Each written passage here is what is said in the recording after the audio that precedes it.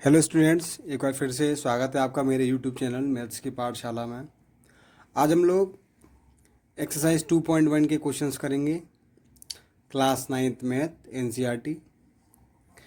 Question number first, which of the following expressions are polynomial in one variable and which are not, state reason for your answer.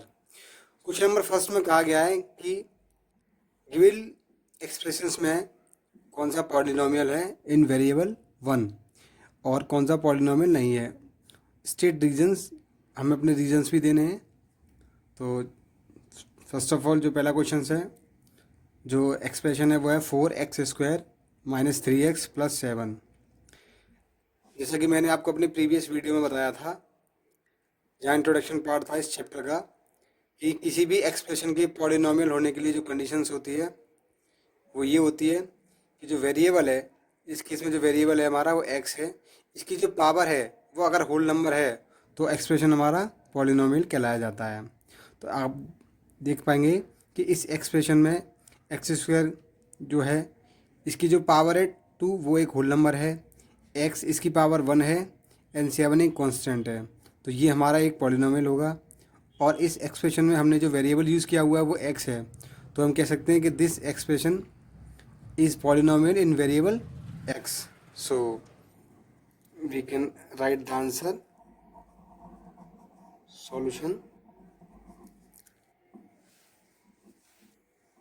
it is polynomial in one variable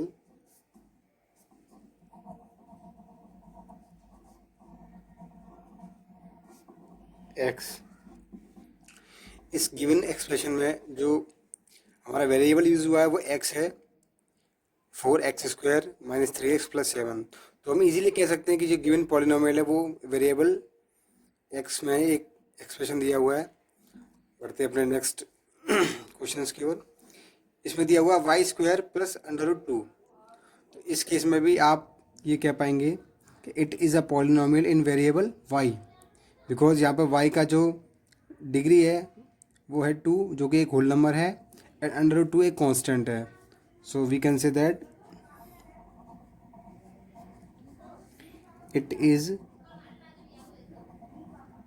polynomial in one variable y। अगर आपको इस video में इन questions को करने में जो दिक्कत अगर आ रही है तो पहले आप इसके इंट्रोडक्शन पार्ट वाली वीडियो को देख लीजिए, फिर आप अगर इन क्वेश्चंस को लगाएंगे तो आपको इजीली ये सॉल्व होने लग जाएंगे। बढ़ते हैं अपने थर्ड क्वेश्चन की ओर।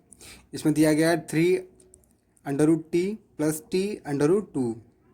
तो ये एक एक्सप्रेशन दिया हुआ है।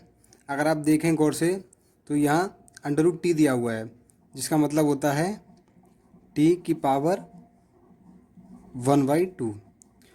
इस केस में जो t की पावर 1/2 है, तो 1/2 एक होल नंबर नहीं है, बिकॉज आप जानते हैं कि होल नंबर की स्टार्टिंग 0 से शुरू होती है और 1 2 3 आगे तक चलती जाती है। तो इस केस में जो वेरिएबल यूज़ हुआ है वो तो t है, जो कि एक सिंगल वेरिएबल है, बट उसकी जो पावर है वो एक होल नंबर नहीं है, तो ये एक पॉलिनोमियल नहीं होगा।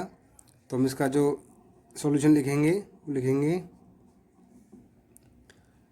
The power is not a whole number।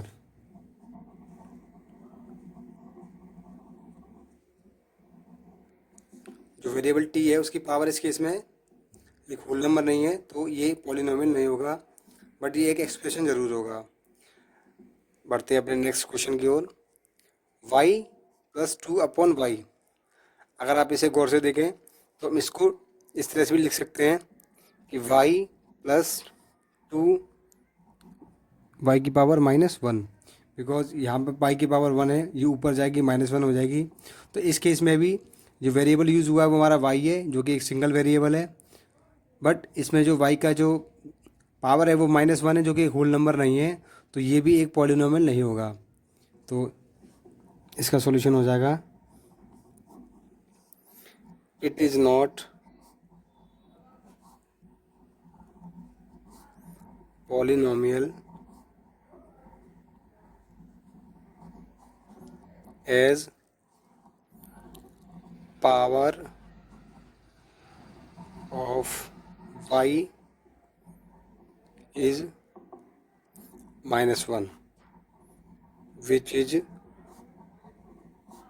not a whole number।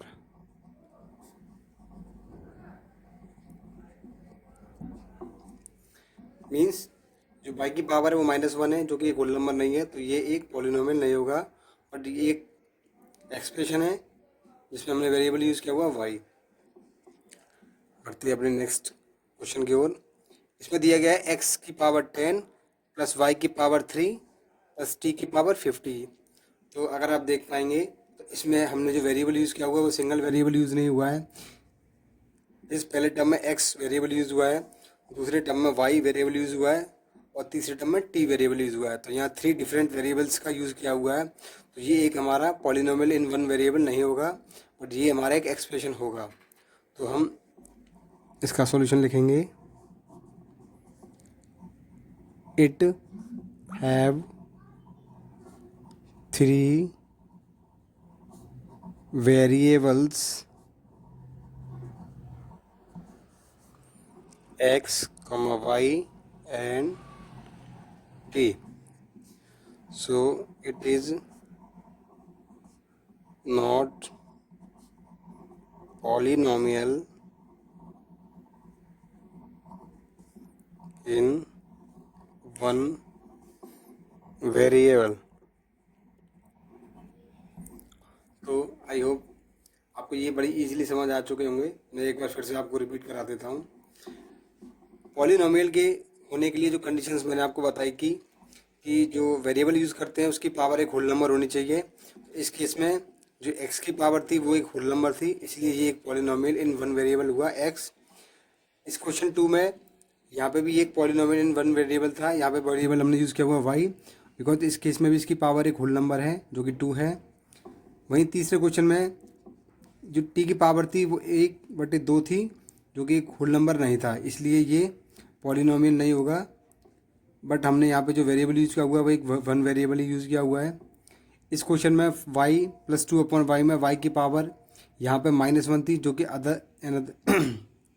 फिर से होल नंबर नहीं थी, इसलिए ये भी पॉलिनोमियल नहीं होगा। और लास्ट क्वेश्चन में हमने यहाँ 3 डिफरेंट वेरिएबल्स का यूज़ किया हुआ था, इसलिए ये पॉलिनोमियल तो है बट ये सिंगल वेरिएबल में नहीं है। आई होप आपको इस क्वेश्चन को समझने में किसी तरह की प्रॉब्लम नहीं फेस करनी पड़ी होगी। बढ़ते हैं अपने नेक्स्ट क्वेश्चन की ओर अगले पेज पर। इन क्वेश्चन नंबर 2 कहा गया है right the coefficient of x² in each of the following. Question number 2 में हमें x² के कोफिशिएंट को फाइंड आउट करना है। पहला क्वेश्चन दिया हुआ है 2 + x² + x। तो यहाँ पे अगर आप देख पाएंगे कि x² का कोफिशिएंट क्या होगा। अगर किसी एक्सप्रेशन में या किसी गिवन पॉलिनोमियल में इस तरह से अगर टर्म आता है, उसके सामने अगर आपको कोई कोफिशिएंट नहीं दिखता तो आप इजीली इसको 1 कह सकते हैं, बिकॉज हम x² को 1 × x² भी लिखेंगे तो भी ये सेम ही आएगा। तो इस केस में x² का कोफिशिएंट 1 हो जाएगा। तो हम इसको इस तरह से लिखेंगे कोफिशिएंट ऑफ x² = 1। अगर किसी एक्सप्रेशन में आपको कोई कोफिशिएंट नहीं समझ आता है या नहीं दिखता है तो उसमें अगर हम 1 से मल्टीप्लाई कर देंगे तो एज इट इज़ वही टर्म आएगा, इसलिए हम कह सकते हैं कि इस केस में अभी x² का जो कोफिशिएंट है वो 1 है। बढ़ते नेक्स्ट क्वेश्चन की ओर। 2 - x² + x⁻³ तो यहाँ भी अगर आप देख पाएंगे तो जो x² का कोफिशिएंट है वो -1 है, बिकॉज इसको हम -x² को हम -1 × x² भी लिखें तो भी ये माइनस का x² ही रहेगा। तो इस केस में हम इजीली कह पाएंगे कि x² का जो कोफिशिएंट है वो -1 है। तो इस केस में जो कोफिशिएंट हो जाएगा coefficient of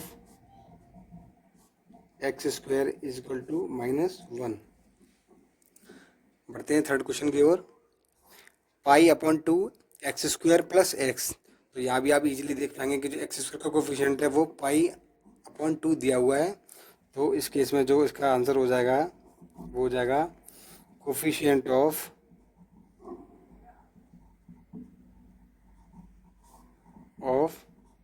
x square is equal to pi by 2।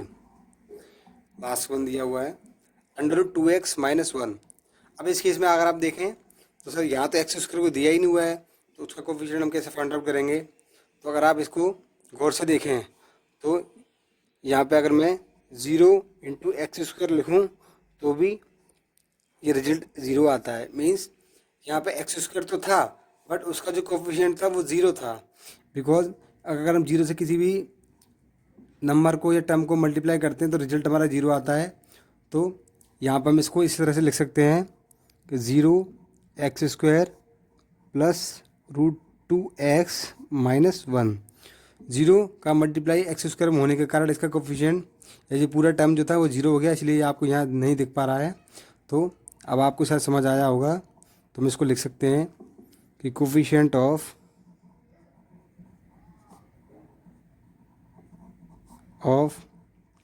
X square is equal to 0।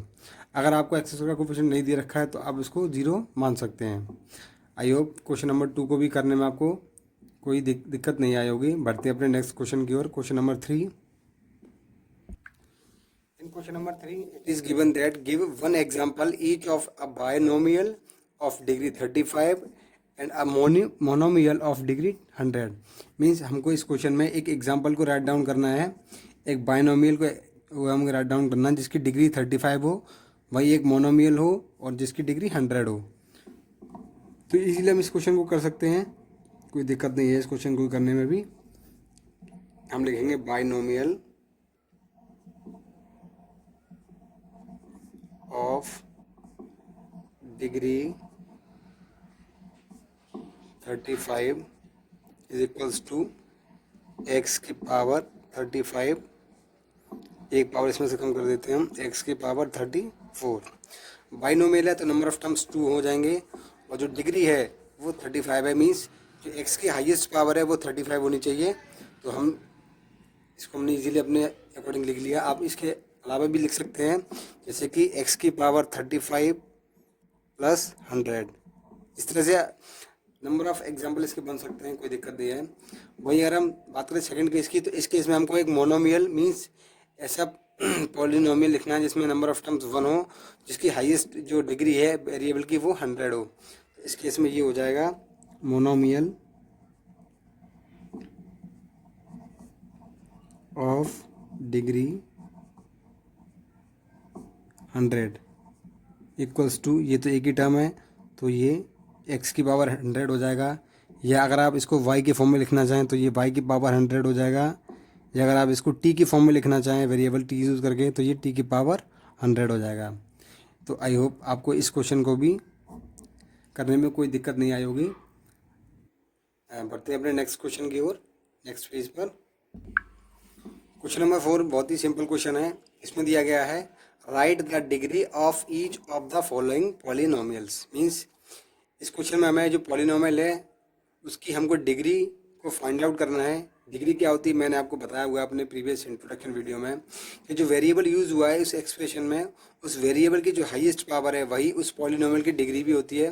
तो इस केस में अगर आप देख पाएँ तो 5x³ plus 4x² plus 7x, यहाँ पे हमने जो पॉलिनोमियल यूज़ किया हुआ है वो x है, यहाँ पे x की पावर 1 है, यहाँ पे 2 है, यहाँ पे 3 है। तो जो हाईएस्ट पावर है वो 3 है, इसलिए इस केस में जो डिग्री ऑफ पॉलिनोमियल हो जाएगी वो भी 3 हो जाएगी। तो इसको लिख लेते हैं हम, degree of polynomial is equal to 3, because यहाँ पर जो x की हाईएस्ट पावर है वो 3 है। इन क्वेश्चन नंबर सेकेंड जो एक्सप्रेशन है, जो पॉलिनोमियल दे रखा है वो 4 - y² दे रखा है। तो इस केस में भी हम इजीली इसको लिख सकते हैं, कोई दिक्कत नहीं है कि जो डिग्री है पॉलिनोमियल की में जो गिवन वेरिएबल है वो y है, उसकी जो हाईएस्ट पावर है वो 2 है। तो तो इस केस में जो डिग्री ऑफ पॉलिनोमियल हो जाएगा वो 2 हो जाएगा, degree of polynomial equal to 2। In third one 5t minus under root 7। तो इस केस में जो पॉलिनोमियल है उसमें जो वेरिएबल यूज़ किया हुआ है वो हमने t यूज़ किया हुआ है। t की हाईएस्ट पावर यहाँ पे 1 है। तो इस केस में जो डिग्री हो जाएगी पॉलिनोमियल की, degree of polynomial equal to 1। Last one जो दे रखा है वो 3 है, ये कांस्टेंट पॉलिनोमियल है। तो इस केस में अगर आप देख पाएँ तो इस 3 को अगर आप देखें तो ये 3x की पावर 0 लिखा हुआ है। अगर आप जानते हैं कि किसी की वेरिएबल में अगर पावर 0 होती है तो इसकी वैल्यू 1 होती है, तो इसको हम इस तरह से लिख सकते हैं 3 इंटू एक्स की पावर 0, और x की पावर 0 का मतलब 1 होता है। तो ये फिर से 3 इंटू 1 हो जाएगा, दैट इज़ ये 3 हो जाएगा। तो इसको आप इस तरह से देखेंगे, ये 3 ना होके 3x की पावर 0 लिखा हुआ है। तो जो वेरिएबल हमने यहाँ यूज़ किया हुआ है, सपोज हमने x किया हुआ है, आप y z t कुछ भी कर सकते हैं। तो यहाँ पे जो वेरिएबल है उसकी पावर यहाँ पे 0 है। तो इस केस में जो डिग्री हो जाएगी इसकी, degree of polynomial equals to 0। I hope ये क्वेश्चन भी आपको समझ आया होगा। बढ़ते हैं अपने लास्ट क्वेश्चन की ओर, question number 5। In question number 5, classify the following as linear, quadratic and cubic polynomial. Means इस क्वेश्चन नंबर 5 में हमको इन एक्सप्रेशन को देख के ये पता करना है कि ये जो एक पॉलिनोमियल है वो लीनियर पॉलिनोमियल है या क्वाड्रेटिक पॉलिनोमियल है या क्यूबिक पॉलिनोमियल है। तो मैंने आपको अपने इंट्रोडक्शन वीडियो में बताया था, फिर भी मैं यहाँ एक बार आपको बता देता हूँ। लीनियर पॉलिनोमियल वो पॉलिनोमियल होते हैं जिसमें वेरिएबल की जो पावर होती है मैक्सिमम वो 1 होती है। क्वाड्रेटिक पॉलिनोमियल वो पॉलिनोमियल होते हैं जिनमें जो वेरिएबल है उसकी मैक्सिमम पावर 2 होती है। वहीं जो क्यूबिक पॉलिनोमियल होते हैं वो पॉलिनोमियल होते हैं जिसमें जो वेरिएबल है उसकी जो मैक्सिमम पावर है, जो डिग्री है, वो आपकी 3 होती है। तो in question number first, it is given x square plus x. तो जहाँ वेरिएबल हमने x यूज़ किया हुआ है, यहाँ पे जो इसकी मैक्सिमम पावर है वो 2 है, मीन्स इसकी जो डिग्री है वो 2 है। तो ये हमारा एक जो है क्वाड्रेटिक पॉलिनोमियल हो जाएगा। तो ये हो जाएगा हमारा क्वाड्रेटिक पॉलिनोमियल। वही देखें क्वेश्चन नंबर 2 को, तो x माइनस एक्स क्यू। तो इजीली आप देख सकते हैं कि यहाँ पे जो मैक्सिमम पावर है वो 3 है। तो इसको हम कहेंगे ये हमारा एक क्यूबिक पॉलिनोमियल है।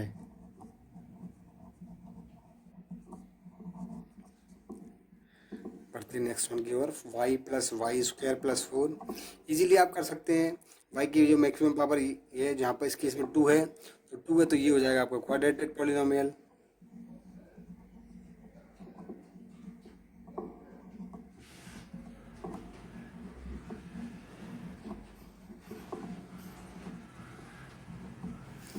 Next one 1 plus x, maximum power x की जो है वो 1 है, मीन्स ये हमारा लीनियर पॉलिनोमियल हो जाएगा।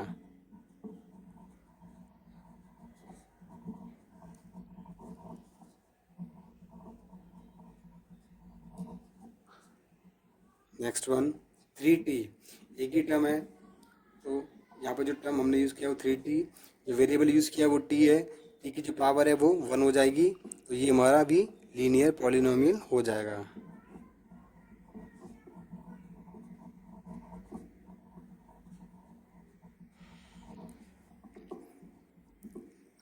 Next one r square variable r use किया हुआ है।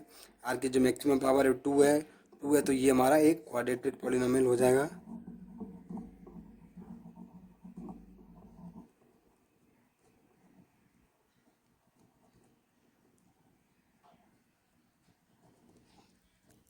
Last one 7x3, variable x use किया हुआ है और x की जो मैक्सिमम पावर है वो 3 है। 3 है तो ये हमारा एक क्यूबिक पॉलिनोमियल हो जाएगा, cubic polynomial.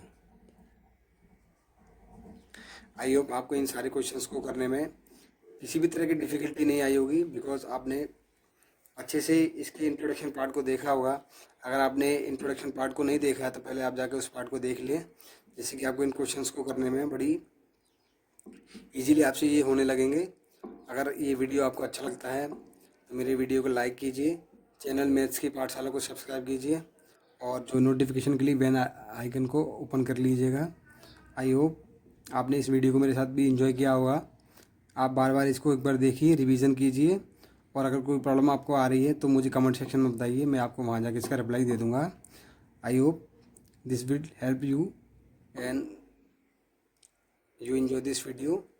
Thanks for watching.